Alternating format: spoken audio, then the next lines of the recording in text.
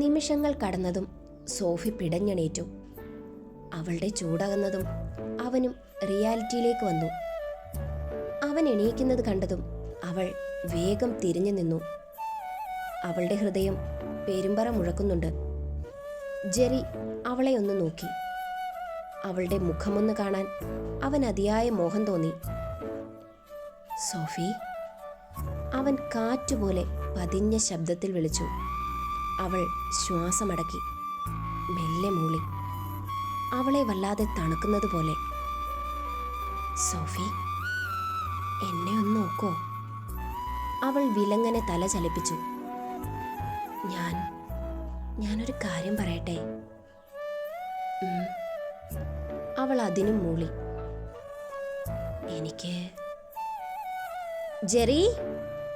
ഇഷാന്റെ വിളി കേട്ടതും അയ്യോ, സോഫി താഴേക്കോടി. സോഫി, നിൽക്ക്, ഞാനൊന്ന് പറയട്ടെ. അവൾ അതിന് ചെവി കൊടുക്കാതെ സ്റ്റെപ്പുകൾ ഓടിയിറങ്ങി. റൂമിൽ നിന്നും ഇറങ്ങിയ ഇഷാൻ വെടിയുണ്ട കണക്കെ പായുന്ന സോഫിയെ കണ്ട് അമ്പരന്നു. ബാൽക്കണിയിൽ നിന്നും വരുന്ന ജെറിയെ കണ്ടതും ഇഷാൻ, നീ ഇവിടെ നിൽക്കുവായിരുന്നോ? ആ, എന്താടാ വിളിച്ചത്? അത് പറയാം. സോഫി നിന്റെ കൂടായിരുന്നോ? അതേടാ, ഞങ്ങൾ സംസാരിക്കുമായിരുന്നു. ഹാ, അത് പറ.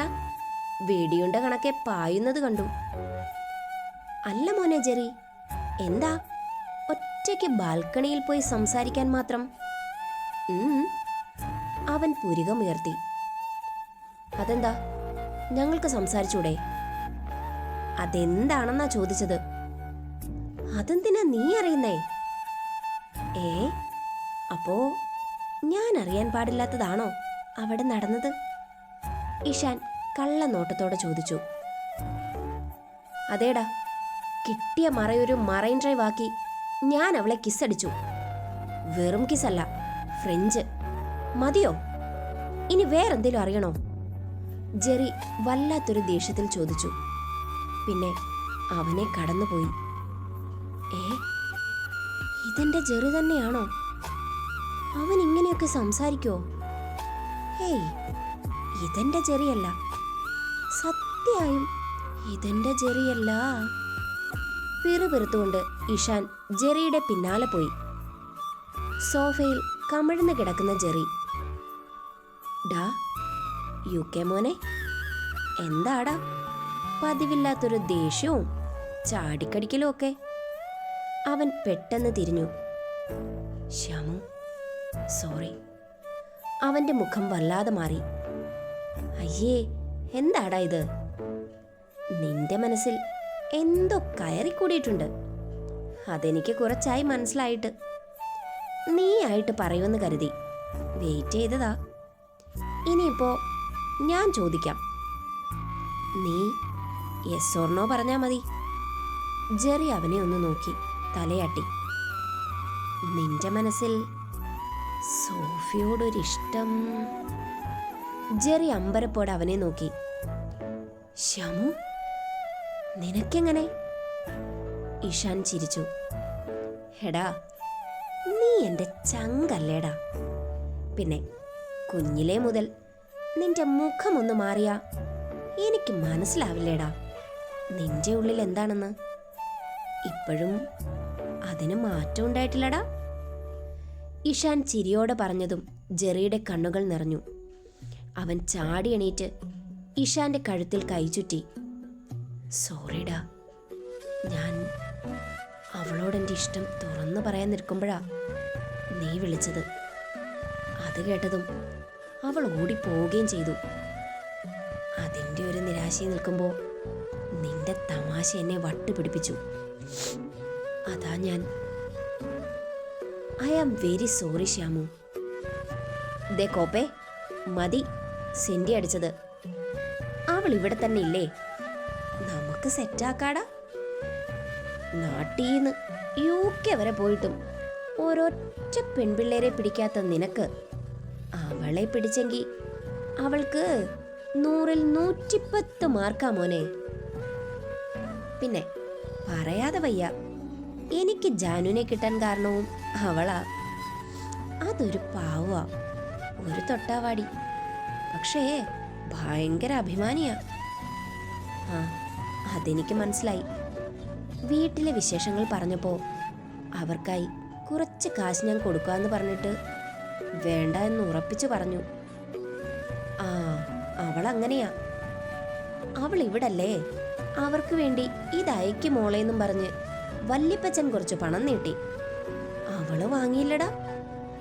ഉള്ളതുകൊണ്ട് അവർ തൃപ്തിപ്പെടുമെന്നും ജോലി ചെയ്യുമ്പോൾ ശമ്പളം മതി, പിന്നെ ഇവിടെ താമസിക്കുന്നതിന് പേയ്മെന്റ് എടുത്തിട്ട് ബാക്കി കൊടുത്താൽ മതിയെന്ന്. ഫുഡ് ആൻഡ് അക്കോമഡേഷൻ സ്റ്റൈലാണ് അവളുടേത്. അത് കേട്ടപ്പോൾ ജെറിക്ക് അവളോട് ബഹുമാനം തോന്നിപ്പോയി.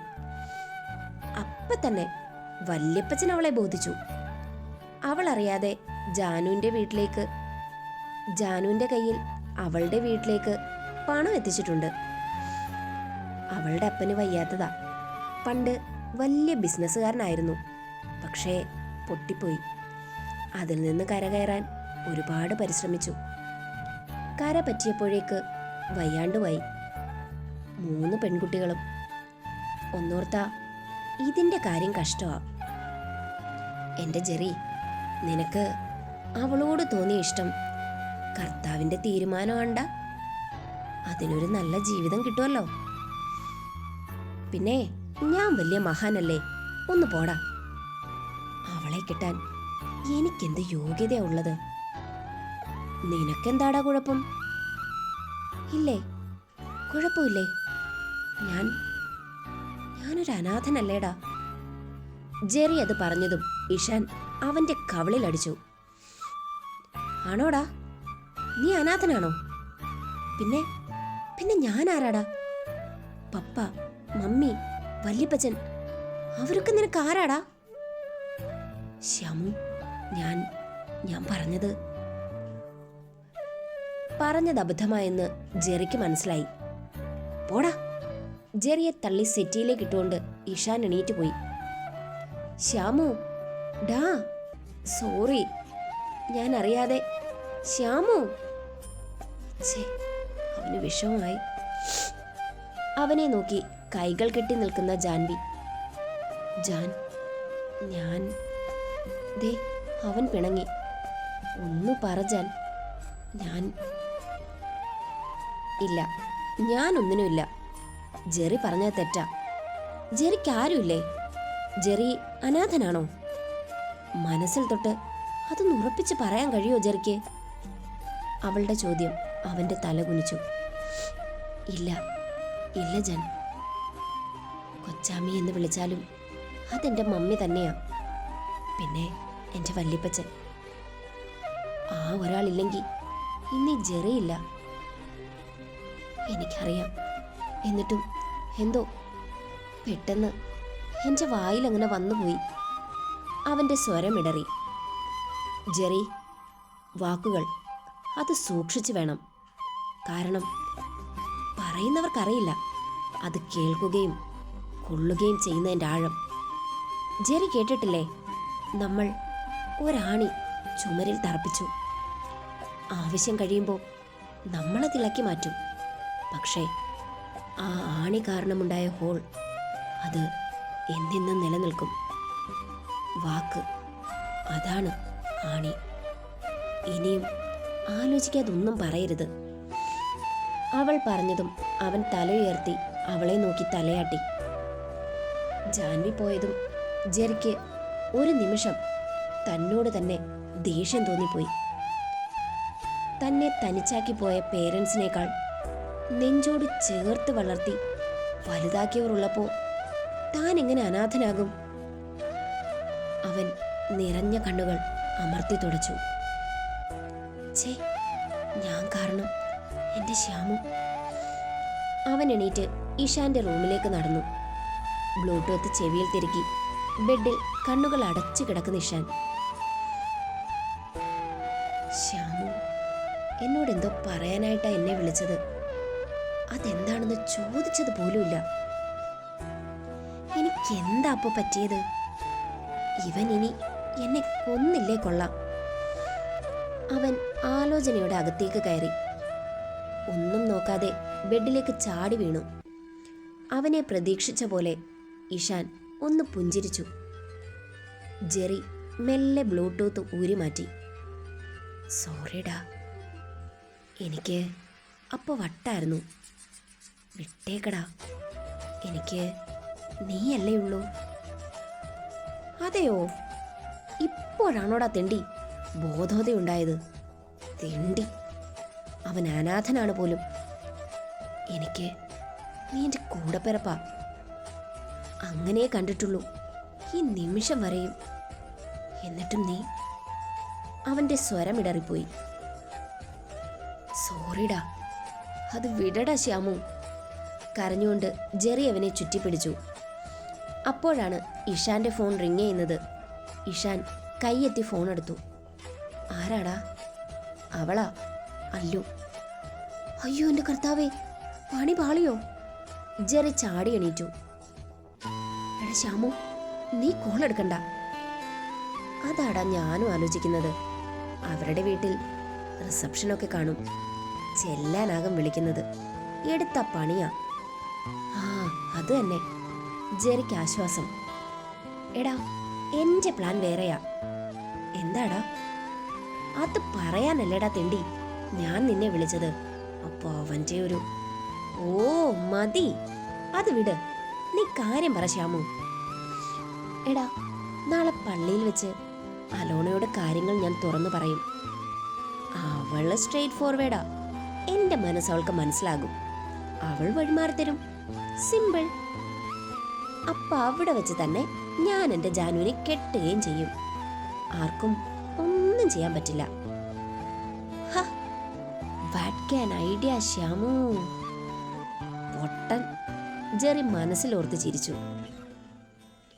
അല്ലടാ, അവള് സമ്മതിച്ചില്ലേ എന്ത് ചെയ്യും നീ? ആ, നീ ഇത് ചോദിക്കുമെന്ന് എനിക്കറിയാം. ഇഷാൻ അവന്റെ നേരെ ചമ്രം പടഞ്ഞിരുന്നു. എടാ, അന്ന് ജാനു എനിക്കൊരു പണി തന്നത് നീ ഓർക്കുന്നോ? ഏത്?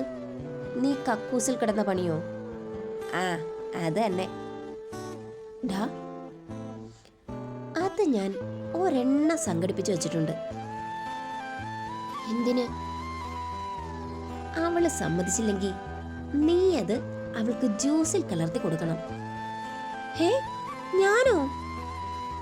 അതായത് ഞാൻ അവളോട് സംസാരിക്കാൻ പോകുമ്പോ അപ്പൊ തന്നെ ജ്യൂസ് തയ്യാറാക്കണം. അതിപ്പോ അവിടെ വെൽക്കം ഡ്രിങ്ക് കാണുമല്ലോ, അത് മതി.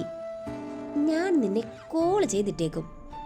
അവളുടെ ഉത്തരം അനുകൂലമല്ല എന്ന് കണ്ട അപ്പ തന്നെ നിന്റെ എൻട്രി വിത്ത് ജ്യൂസ്. എപ്പടി? എന്റെ പൊന്നെ ശ്യാമു, നിന്റെ തല. എട പൊട്ട, ഇതൊന്നും വേണ്ട.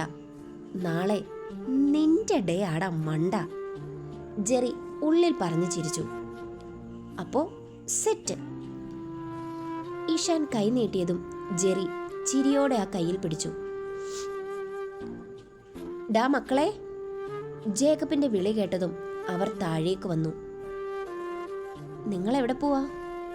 അത് ചുമ്മാ പുറത്തേക്ക്. ആ, അത് നന്നായി. എന്നാ ഞങ്ങളും പുറത്തേക്ക് പോവാൻ നിൽക്കുക. നാളത്തെ ചടങ്ങിനുള്ള ഡ്രസ്സ് എടുക്കണ്ടേ? ഇവിടെ റിസപ്ഷൻ ഒന്നും വേണ്ടെന്ന അപ്പച്ചൻ പറയുന്നത്. ഇതിപ്പോ പള്ളിയിൽ വെച്ചൊരു ചടങ്ങ്, അത്രേ ഉള്ളൂ. അധികം ആരും ഇല്ലാതാനും. അത് തന്നെ ധാരാളം. ആള് കൂടുന്തോറും നാണക്കേടും കൂടും. ഇഷാൻ മനസ്സിലോർത്തു. എനിക്ക് ഡ്രസ്സൊന്നും വേണ്ട പപ്പ, ഉള്ളതൊക്കെ മതി. ദേ, ഒരെണ്ണം വെച്ച് തരും ഞാൻ.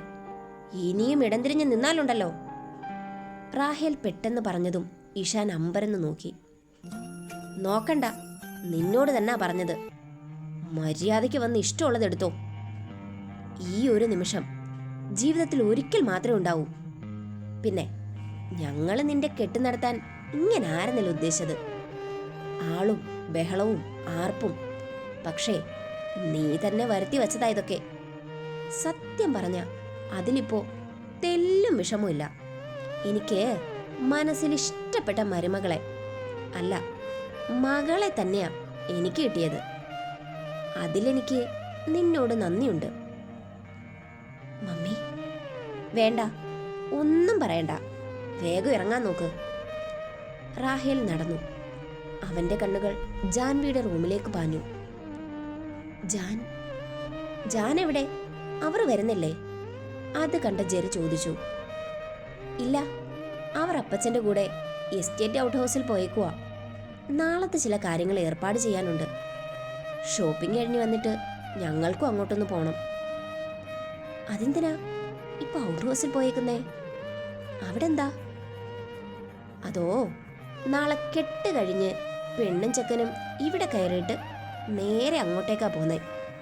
അവിടെയാണ് ഇവർ താമസിക്കാൻ പോകുന്നത്. അവർക്ക് തോന്നുമ്പോൾ തിരിച്ചു വരാം. ജേക്കബ് ചിരിയോടെ പറഞ്ഞു. എന്തൊക്കെയാ പപ്പേ നിങ്ങൾ പ്ലാൻ ചെയ്ത് വെച്ചേക്കുന്നേ? ഇഷാന് ദേഷ്യം വന്നു പോയി. എന്റെ ജാനു, അവൾക്ക് എന്ത് വിഷമം കാണും? പറഞ്ഞില്ലെങ്കിലും ജീവന് തുല്യം സ്നേഹിച്ച ഒരാൾക്ക് വേണ്ടി മണിയറ ഓർക്കാൻ അവളെ തന്നെ കൊണ്ടുപോയേക്കുന്നു.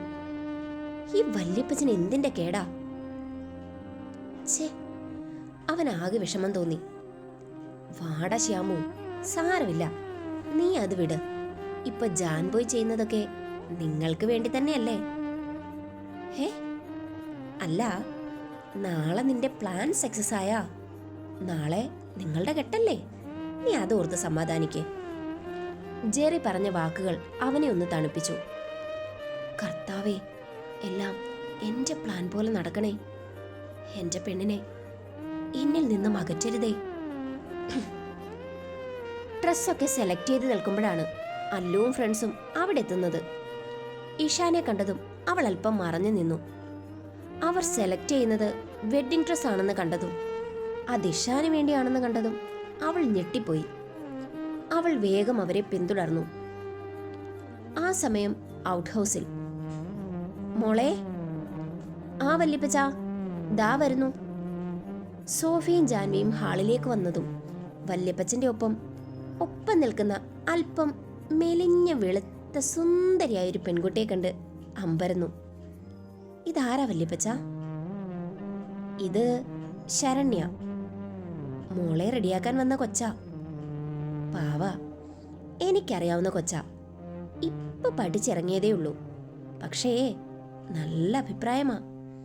ഞാൻ ഓർത്തു മോളെ ഒരുക്കി ഇറക്കാൻ നമ്മുടെ കൊച്ചു മതിയെന്ന്. ഇവളിപ്പ പറയുവാ ഇന്നേ നിന്നെ ഏതാണ്ടൊക്കെ തേച്ച് വെളുപ്പിക്കണമെന്ന്. അതാ ഇങ്ങോട്ട് കൂട്ടിയേ. ഇവിടെ ആവുമ്പോ മറ്റാരും അറിയുകയില്ല. എടി മോളെ, നാളെ ബ്രൈഡൽ മേക്കപ്പിൽ എന്റെ കൊച്ച് അതിസുന്ദരിയായിരിക്കണം കേട്ടോ. എന്റെ കൊച്ചിനെ കണ്ടിട്ട് എന്റെ ചെക്കന്റെ കിളി പറക്കണം. ഏറ്റോ? ഞാൻ ഏറ്റു വല്യപ്പച്ച. ഞാൻ ചോദിച്ചു വാങ്ങിയ വർക്കാ. ഇത് ഞാൻ പൊളിക്കും. വല്യപ്പച്ചൻ ധൈര്യമായിരുന്നോ? അത് മതി. എന്നാ ചെല്ല്. മോളെ സോഫി, കൊച്ചിന് കുടിക്കാൻ എന്തേലും കൊടുക്ക്. മണിയറ റെഡിയാക്കാൻ ആള് വന്നിട്ടുണ്ട്. ഞാൻ അങ്ങോട്ട് ചെല്ലട്ടെ. വാടോ. സോഫി ശരണ്യയുടെ കൈയും പിടിച്ച് റൂമിലേക്ക് നടന്നു. അതേസമയം ഔട്ട് ഹൗസിന് മുന്നിൽ ഒരു റേഞ്ച് റോവർ വന്നു നിന്നു. സോറി ഫ്രണ്ട്സ്, ഇന്നെന്തോ എനിക്ക് അത്ര ഒരു മൂഡില്ലായിരുന്നു. നിങ്ങൾക്ക് ഈ പാർട്ട് ഇഷ്ടമായെങ്കിൽ ലൈക്കും കമൻറ്റും ചെയ്തേക്കൂ.